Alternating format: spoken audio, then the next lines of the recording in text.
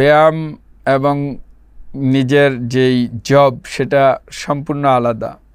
আমরা যেই মানে ঘরের কাজ করি বা কারো পেশাগত কারণেই কিছু হাঁটাহাঁটি হয়, সেটা আসলে মানে এটাকে ব্যায়াম হিসাবে ধরা যাবে না। এটা ওনার অ্যাক্টিভ লাইফ, এটা ভেরি গুড।